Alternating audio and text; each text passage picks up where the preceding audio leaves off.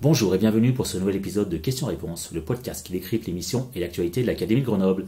Le baccalauréat ne serait pas ce qu'il est sans l'épreuve de philosophie. Tous, jeunes ou moins jeunes, ont un jour pris de la hauteur et planché pendant 4 heures sur l'art, la vie, la mort, l'amour, les sciences.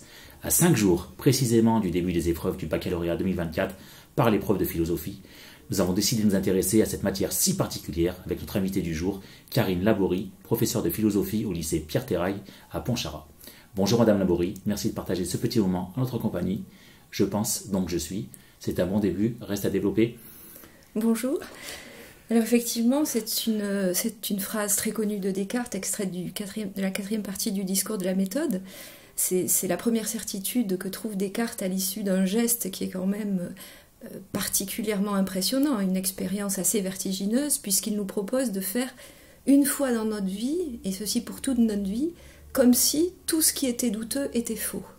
Et à l'issue d'une mise en scène assez vertigineuse, il suspend, si vous voulez, toutes les assurances et les certitudes que nous avons acquises minutieusement, et découvre que la seule certitude qui s'impose, c'est précisément qu'il doute. En ce sens, cette expérience de pensée est tout à fait remarquable parce qu'elle témoigne du génie de Descartes d'avoir cherché à maximaliser les raisons de douter, mais pour se délivrer définitivement du doute. Et il espère ainsi avoir triomphé du scepticisme. Très bien, alors on a évoqué une citation. Est-ce que pour les jeunes qui nous écoutent, c'est toujours du plus bel effet de glisser une citation dans sa copie? Et si oui, laquelle aurait votre préférence? Alors une citation en philosophie n'est pas à vertu illustrative ou décorative. Elle témoigne vraiment qu'un jeune esprit travaille, pense avec d'autres auteurs. Donc effectivement, c'est un témoignage fort parce qu'elle indique que ce jeune esprit cherche à étayer sa position en compagnie de penseurs qui l'ont précédé et auprès desquels il trouve finalement du renfort en quelque sorte. Donc pour consolider une réflexion argumentée, je conseille effectivement de mobiliser des références, mais la référence ne doit pas être recherchée pour elle-même. C'est ça la règle. C'est-à-dire qu'il faut qu'elle soit toujours appropriée au sujet et qu'elle s'inscrive vraiment de bonne manière dans le déploiement de la réflexion de l'élève. Alors, multiples sont les citations que nous pourrions mobiliser. Je viens à l'instant de penser à la devise de Montaigne, qui pour moi est importante, le fameux « que sais-je » qu'il fait graver sur sa médaille et qui l'a accompagné toute sa vie. D'accord, donc en résumé, trop de citations aussi tue la citation. Exactement, il faut la choisir avec discernement. Alors revenons à des considérations un peu plus généralistes, plus philosophiques, si vous me permettez l'expression. À quoi ça sert la philo? Alors si la philosophie sert à quelque chose, si je prends vraiment votre question au mot, je dirais qu'elle sert à décaper la réalité. C'est-à-dire qu'elle permet de revisiter toutes les positions que l'on a préalablement adoptées qui peut-être ne résistent pas tellement à l'examen.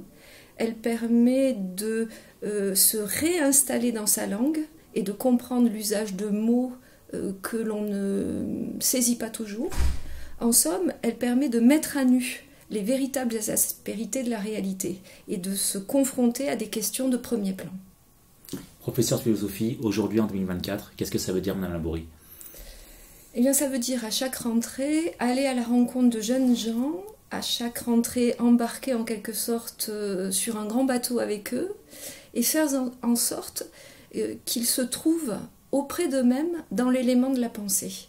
Alors c'est un réel défi parce que ce n'est jamais gagné d'avance. Ça demande du temps, ça demande de la persévérance, ça demande de l'écoute, ça demande de l'ouverture intellectuelle de leur part et de notre part.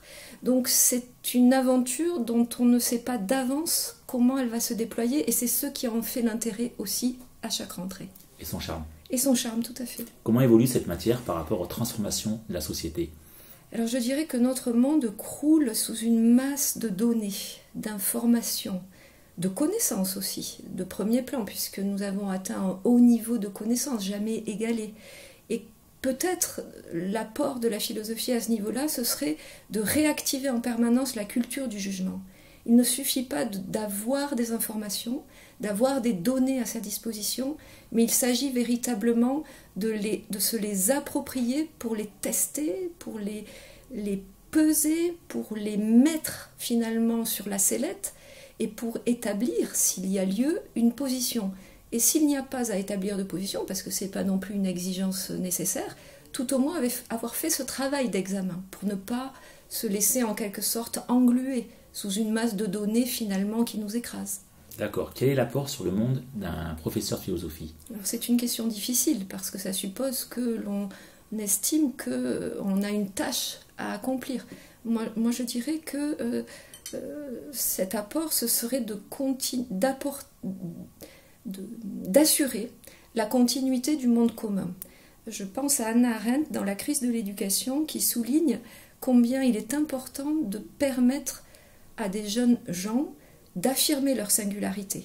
Mais cette singularité ne peut advenir que parce qu'ils se réapproprient un héritage qu'ils vont à leur tour reconfigurer et éventuellement transmettre. Donc peut-être est là notre apport. Très bien. Une matière qui n'est pas toujours forcément comprise par les élèves, est-ce que selon vous, c'est lié au manque de maturité ou alors peut-être une arrivée tardive dans le cursus scolaire? Tardive, ça c'est certain, parce que sauf s'ils ont eu déjà une expérience dans le cadre de l'enseignement de spécialité humanité, littérature et philosophie, ils ne la découvrent officiellement qu'en terminale. Mais c'est aussi parce que c'est une matière qui est à la fois exigeante et impressionnante, je pense, en première approche, qu'elle peut dérouter, mais je crois qu'elle a aussi un volet attractif. Et les jeunes gens en début d'année sont quand même assez désireux de savoir ce qui va se passer dans un cours de philosophie. Donc elle a aussi une dimension revigorante, cette matière. Elle a une dimension stimulante. Très bien. Quel serait, Madame Laborie, votre rêve philosophique? Rêve philosophique, c'est une expression qui est très, très enthousiasmante. Alors, si vraiment je ne me censure pas, rencontrer des grandes figures qui m'ont marqué dans ma formation propre, rencontrer un Montaigne, un Pascal, un Nietzsche, ça ce serait un vrai rêve philosophique. De manière plus modeste, pouvoir installer dans ma salle de classe une boîte à livres dans laquelle chacun pourrait déposer et puiser au gré finalement de ses désirs. Ça, ce serait un rêve peut-être réalisable dans les prochaines années. Tout à fait. Selon vous, quelle est la qualité requise pour être un bon enseignant de philosophie? Savoir écouter. C'est à la fois de la disponibilité, de la patience, de la réceptivité.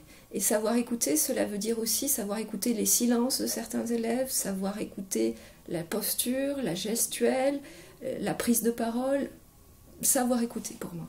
D'accord. Une journée de professeur de philosophie réussie, cela ressemble à quoi, Madame Laborie? Des élèves qui prennent de la hauteur? Peut-être. En tous les cas, pour moi, des élèves qui continuent à discuter lorsque la sonnerie retentit et qui continuent à discuter dans le couloir lorsqu'ils quittent la salle de classe. Ça veut dire que ça fait son chemin et que ça va les accompagner en dehors de la salle de classe. Et ça, c'est quand même le pari. Que cette expérience qu'ils ont collectivement dans la salle de classe leur permette finalement de poursuivre la réflexion, le questionnement, l'épreuve du doute en dehors de la salle de classe. C'est un peu comme le sport qui joue les prolongations. Exactement. Lors du bac approche, je ne sais si vous êtes joueuse, un petit pari sur la thématique de cette année. Alors parlons disons du bac général, on va dire. Oui, alors difficile parce que vous savez, les sujets sont nationaux, nous avons 17 notions au programme, il n'y a pas de rotation entre les notions, donc je ne m'aventurerai pas sur ce terrain. D'accord. Une matière qui compte autant que les autres pour avoir son bac?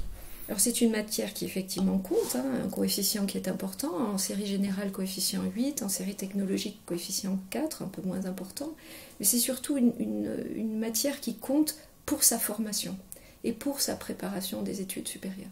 Donc oui, elle compte. Vous diriez que ça permet d'ouvrir des portes ou d'ouvrir une réflexion sur l'avenir? Oui, parce que ça permet, quelles que soient les formations qui vont être ensuite poursuivies, d'avoir étoffé sa culture personnelle, d'avoir aiguisé son jugement, de s'être confronté à toute une tradition à partir de laquelle les élèves peuvent effectivement se construire eux-mêmes. Donc je pense que c'est une expérience qui normalement est censée les porter et les accompagner. Très bien, l'entretien touche à sa fin. S'il fallait résumer vos missions en un seul mot?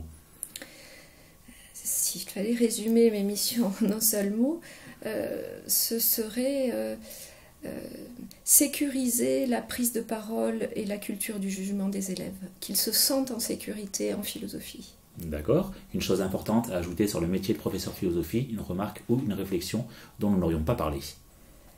C'est une belle aventure. Et bon, on va finir sur cette belle note. Mais avant, il y a la question, la tradition du podcast, une question un peu plus légère, l'instant récré. Quel a été votre meilleur souvenir, Madame Laborie, à l'école? À l'école, ou plus amplement souvenir d'enfance, lorsque j'étais enfant, je recevais régulièrement des paniers de livres de 2 institutrices célibataires qui s'appelaient les Demoiselles Bratières, et elles repartaient avec des paniers pleins de fruits et de légumes, parce que ma mère était agricultrice. Et cet échange de culture est pour moi un événement fondateur. Culture aux 2 sens du terme. Exactement. C'est très beau. Merci Karine Laborie d'avoir pris le temps de répondre à nos questions et nous avoir éclairé sur le métier de professeur de philosophie. Bonne chance à tous les candidats pour cette belle épreuve, les candidats de l'Académie de Grenoble et d'ailleurs. Vous pouvez retrouver cet échange sur notre chaîne YouTube. Abonnez-vous pour ne pas rater les épisodes suivants. YouTube, Instagram, LinkedIn, Twitter.